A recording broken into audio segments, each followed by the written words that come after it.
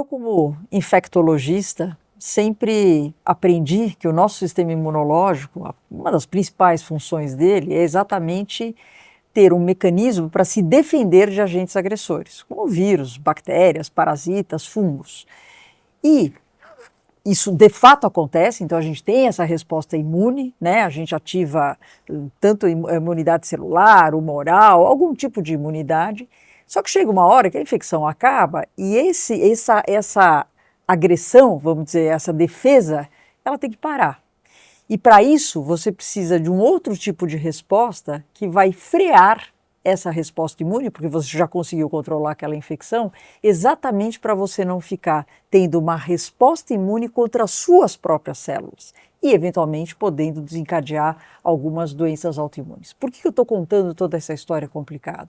Porque vocês viram recentemente o Prêmio Nobel da Medicina, que foi dado a 3 pesquisadores, a Mary, o Fred e o Shimon, exatamente porque eles descobriram e conseguiram ver um fenômeno, um mecanismo imunológico chamado de tolerância imunológica, exatamente para poder frear, através de linfócitos reguladores, essa resposta imune. Esse assunto tão complexo, eu e o Renato temos o privilégio de ter hoje com a gente a doutora Ana Carolina Marinho. A Ana, além de nossa amiga, ela é alergista e imunologista do Hospital das Clínicas aqui de São Paulo e vai dar uma aula para nós, traduzir essa história complicada que eu contei para vocês sobre o fenômeno e o mecanismo de tolerância imunológica. Muito obrigada por estar aqui com a gente hoje para esclarecer tudo isso. E eu já começo, Carol, com a pergunta, afinal, o que é essa tolerância imunológica que os pesquisadores agora fizeram essa descoberta para abrir um caminho enorme, não só para doenças autoimunes e outros tipos de doenças? Excelente. Para mim é um prazer enorme, uma honra estar aqui com vocês, Renato e Rosana. Muito obrigada pelo convite. Então, o que que é essa tolerância imunológica? A gente já conhecia a tolerância imunológica mesmo antes aí do Prêmio Nobel, e aí a gente acaba dividindo essa tolerância imunológica em central e periférica. Então, o que que a gente conhecia dessa tolerância imunológica? Você falou muito bem.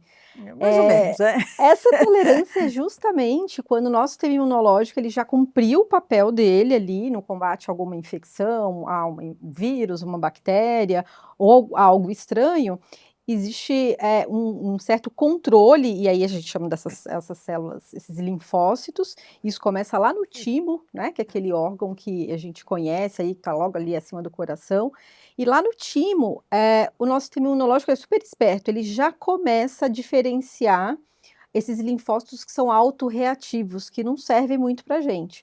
Então ali já começa uma seleção e ele fala, ó, esses daqui a gente não vai liberar porque eles estão muito reativos, a gente não pode reagir contra a gente mesmo. Então esses linfócitos autorreativos, eles, né, se ficarem em uma quantidade muito grande, desordenados, vão reagir contra o nosso próprio organismo, contra os nossos tecidos e aí então levar essas doenças autoimunes.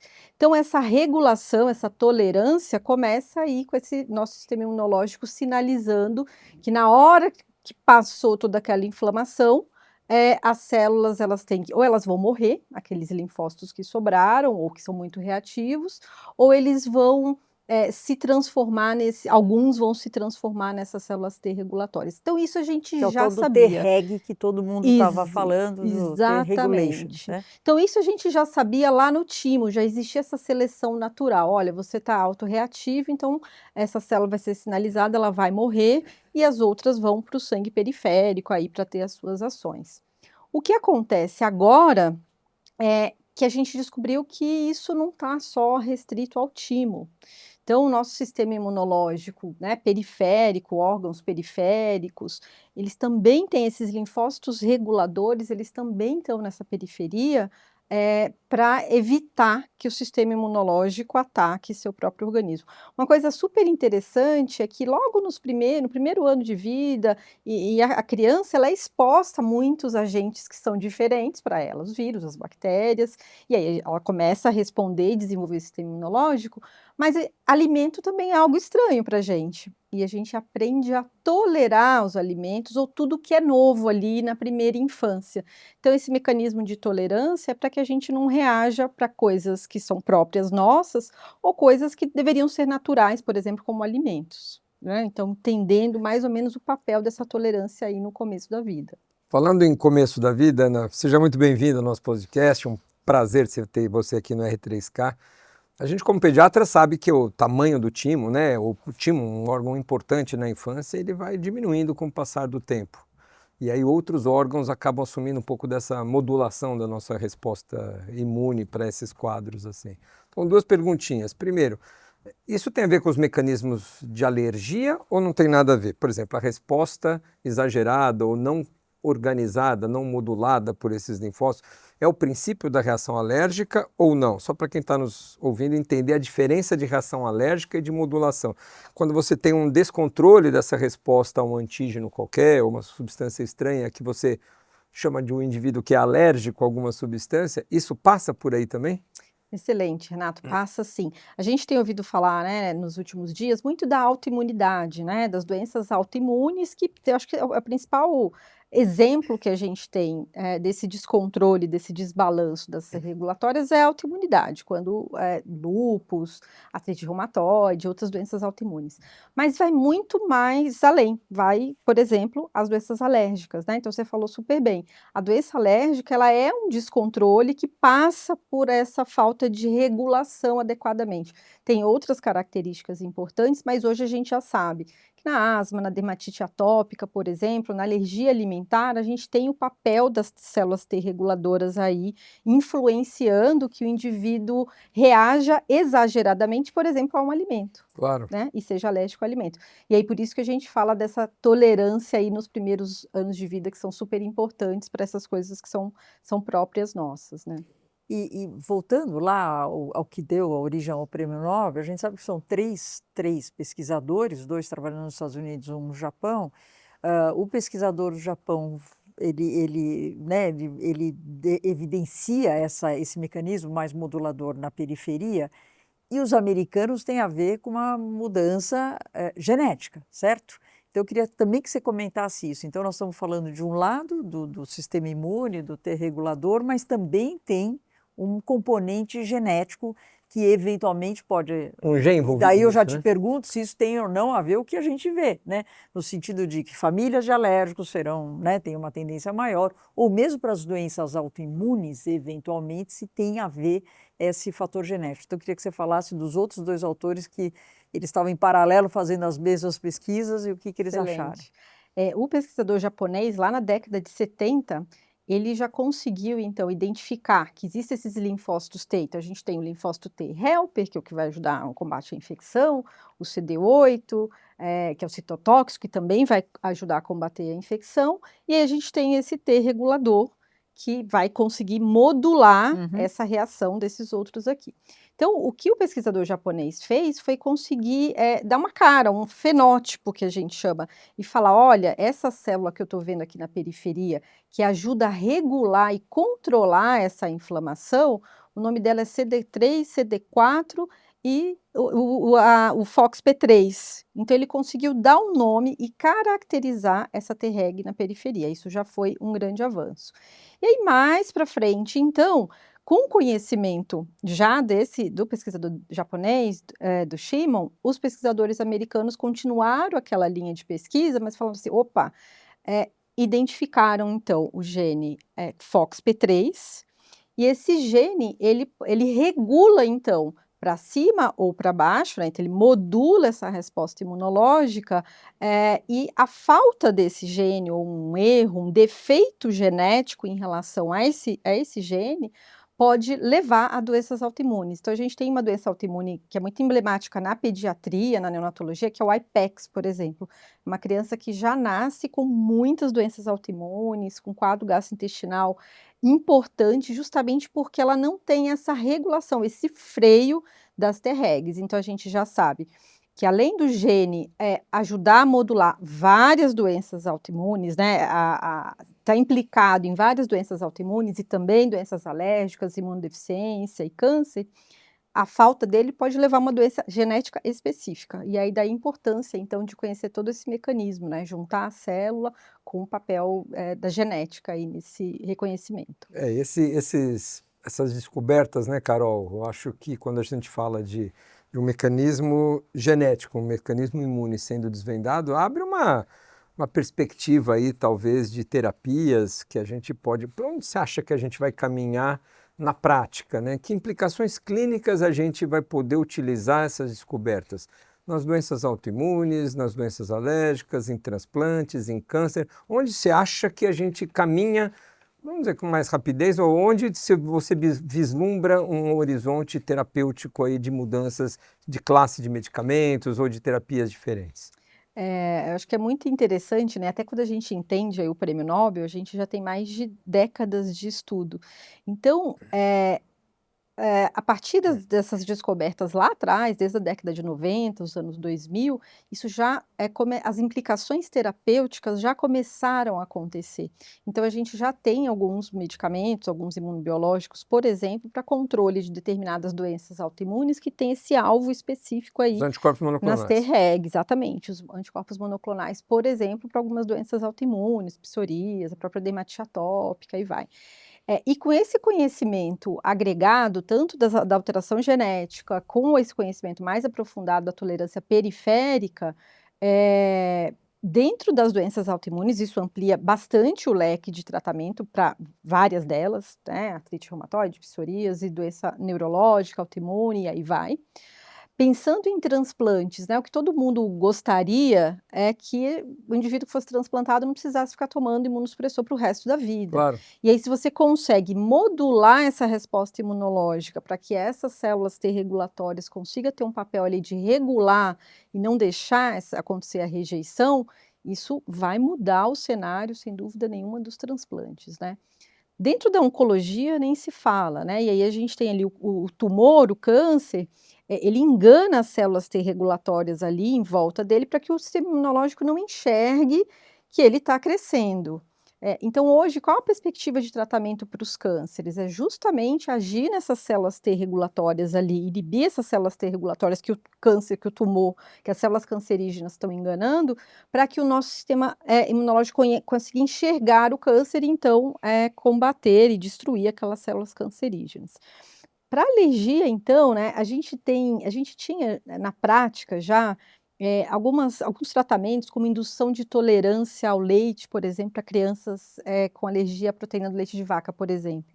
Isso a gente já utilizava há muitas décadas, mas mais agora a gente consegue entender exatamente qual é esse mecanismo que faz com que exposições frequentes em pequenas quantidades faça a criança ter essa tolerância e não ser mais alérgica. Então, para alergia aí, tratamento de asma, dermatite atópica, é um mundo Doenças, às vezes, de novo. difícil controle, né? Que a gente enfrenta no dia a dia, né? Exatamente, né, e doenças graves, Graves. doenças além de ameaçadoras à vida, que, né. E nessa explicação que você está dando, vamos falar especificamente, por exemplo, do câncer, né? Que eu acho que é um dos grandes dilemas dos dias atuais, da humanidade, etc.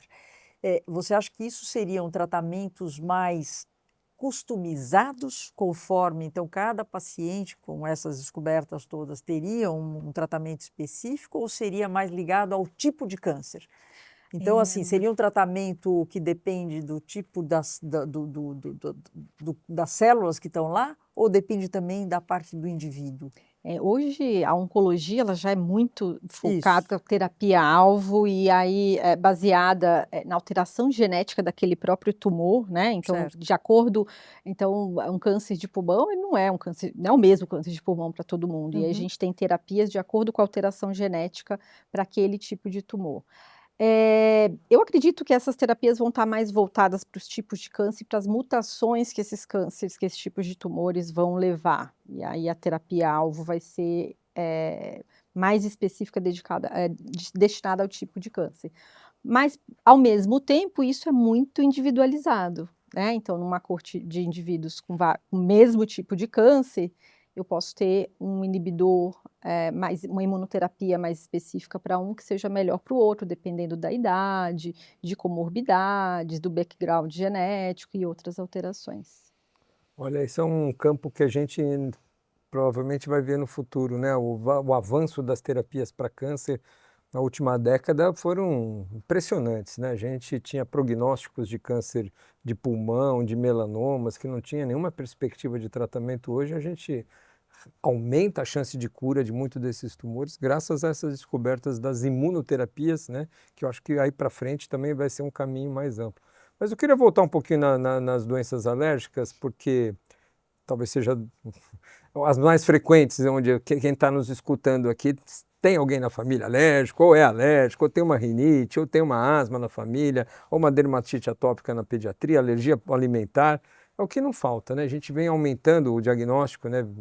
Teoricamente, a gente vem aumentando o número de casos também, não só o reconhecimento, mas as doenças alérgicas estão em franco crescimento em todo o mundo. Aqui no Brasil aqui não é diferente. Então, nessas doenças do dia a dia, Carol, você acha que a gente tem uma perspectiva de usar, vamos dizer, essas descobertas recentes para a gente controlar as dermatites atópicas, as asmas, os diferentes tipos de fenótipos de asma que a gente conhece, utilizando drogas no curto espaço de tempo? Você acha que isso está longe da gente chegar? O que a gente pode dizer para quem nos acompanha em termos de tempo, time? Você acha que isso aqui vai mudar? Quando a gente mudou na última década o tratamento do câncer, as doenças alérgicas também podem ter aí um cenário bastante diferente num curto espaço? Eu acho que a gente, com as doenças alérgicas, especialmente as mais graves, como asma, dermatite atópica, alergia alimentar grave, a gente já Esofagite, avançou, esofagite eosinofílica. eosinofílica, né? E quando a gente olha fenótipo de alergia É, alimentar, há pouquíssimo tempo atrás, eu digo 5 anos é atrás, a isso. gente não tinha perspectiva de uso de imunobiológicos, e aí esses imunobiológicos, né, a gente não está falando especificamente de células T regulatórias, de regulação, mas a gente está falando de medicações que agem diretamente numa via específica que vai regular esse sistema imunológico. Então, por exemplo, na asma, onde eu tenho um papel da IL-5 super importante, hoje eu tenho um bloqueador dessa IL-5, eu tenho um bloqueador da IgE, e isso acaba regulando, né, a inflamação desse indivíduo. Então, isso já é uma realidade hoje para alergia, né? Então, hoje a gente tem mais de Quando a gente 10 pensa imunobiológicos para em isso. custo de tudo isso, né, que a gente tem um avanço enorme nos anticorpos monoclonais imunobiológicos, as terapias mais alvo, mais customizadas. Como é que você enxerga isso? Isso vai ser viável do ponto de vista financeiro para Quando a a ge população? Como é quan que você enxerga isso? Quando a gente começou a discutir imunobiológico há um tempo atrás, Rosana, a gente falava: "Não, isso aqui no Brasil ou né, no mundo, isso não é possível, isso não vai ser possível", o custo era elevadíssimo de uma terapia, um imunobiológico desses. À medida que isso foi chegando e isso, avançando, novas terapêuticas, foram, sendo apresentadas e desenvolvidas, e aí quando a gente coloca na balança o custo de hospitalizações por asma, das exacerbações e de todas as complicações, e você coloca o preço do custo de uma aplicação de imunobiológico A mensal, perspectiva da saúde pública, né? pensando em saúde pública, saúde individual, É a gente já indiscutível, né? indiscutível, a gente já reconhece isso há muito tempo.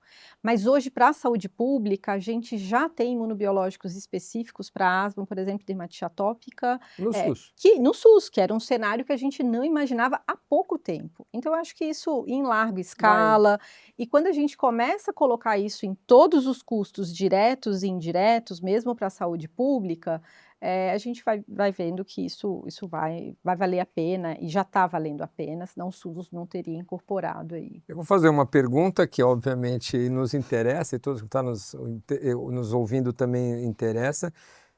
Quanto que essas novas drogas, esses anticorpos monoclonais utilizados para tratamentos de doenças autoimunes, doenças alérgicas, não podem interferir na nossa resposta imune normal e nos tornarmos mais vulneráveis a outras doenças, outras infecções, por exemplo? Então, a gente sabe que existem recomendações de vacinação especializadas ou diferentes para quem usa alguns tipos de imunobiológicos, porque baixa a sua imunidade.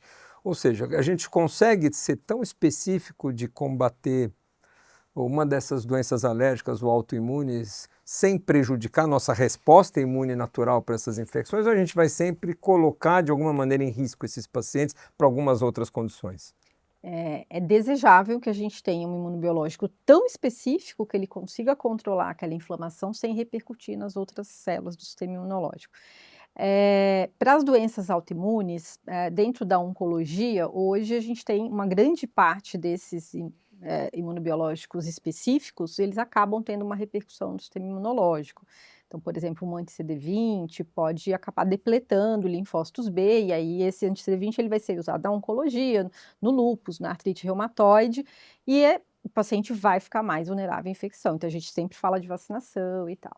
No cenário de alergia, e essas coisas vão avançando tanto, no cenário da alergia hoje, a maioria das drogas que a gente tem, elas são muito seletivas e não impactam diretamente em outras células, Não levam a uma imunossupressão. nem de linfócitos B, nem de linfócitos T, nem de diminuição de imunoglobulina e não levam a um risco aumentado de infecção. Então, o desejável vai ser sempre procurar moléculas sempre alvo específicas para controlar exatamente ali. Às vezes a gente não vai achar, e para onco isso é muito difícil, né? Você precisa causar uma imunossupressão muito importante para conseguir destruir o tumor, mas eu acho que no futuro a gente vai conseguir, sim. Não, e eu vejo, não sei, quero que você me fale, mas eu vejo que também nos transplantes, que normalmente a gente tem que fazer uma tremenda de uma imunossupressão para não ter reação contra o órgão transplantado, os transplantes, por exemplo, de órgão sólido, é para sempre que vai ser um imunodeprimido, porque você vai ter que sempre manter alguma dessas drogas. Eu imagino que com essas novas descobertas mais específicas, mais seletivas, você também consiga dar, em termos de qualidade de vida e menor estado de imunossupressão, no transplante também. Isso deve ter uma importância grande. Sem dúvida nenhuma, nós teremos imunobiológicos específicos aí para controlar, regular o transplante, para evitando rejeição, e de repente conseguir tirar essas medicações que causam muita imunossupressão e geralmente associadas, né? A gente tem que associar vários medicamentos ali no pós-transplante. Então, eu acho que isso vai ser muito rápido. As coisas avançaram muito nesses últimos 10 anos, eu vou dizer isso para vocês. Que maravilha, hein, Rosana? Nossa, eu estou querendo até viver mais agora. O futuro é promissor. Não, Temos a agradecer, de né? verdade, eu acho que hoje o assunto foi um pouquinho mais denso. Não, falar de imunologia é sempre mais complicado, mas essa professora nos... Mas eu acho que a gente conseguiu traduzir de uma forma mais simples algo muito importante. E se o assunto não fosse tão importante, a gente não ia, né, fazer você vir até aqui para explicar tudo isso para nós e principalmente para quem está nos ouvindo, né? Que o futuro, a gente pegou o gancho do Prêmio Nobel da Medicina para ver o que nós temos, a perspectiva que nós temos pela frente para vários tipos de doenças muito complicadas de manejo que a gente tem até hoje. Então, a gente só pode agradecer a Ana, né? E dizer que nosso podcast continua aí disponível nos tocadores de podcast aí que vocês estiverem disponível, no canal do YouTube, o @R3K Oficial, Instagram da doutora Ana Carol Barreto, Carol é com K, não é isso? Doutora Ana Carol Barreto, nossa convidada de hoje, @Rosana Richman, @Renato Kifuri também, onde essas e tantos outros episódios podem ser vistos, sempre falando de saúde, sempre falando de bem-estar. E agradecer demais você, Carol, que ter vindo com a gente aqui pleno dia de semana, aí trabalhando, fugindo lá do seu hospital para estar conosco aqui, uma honra.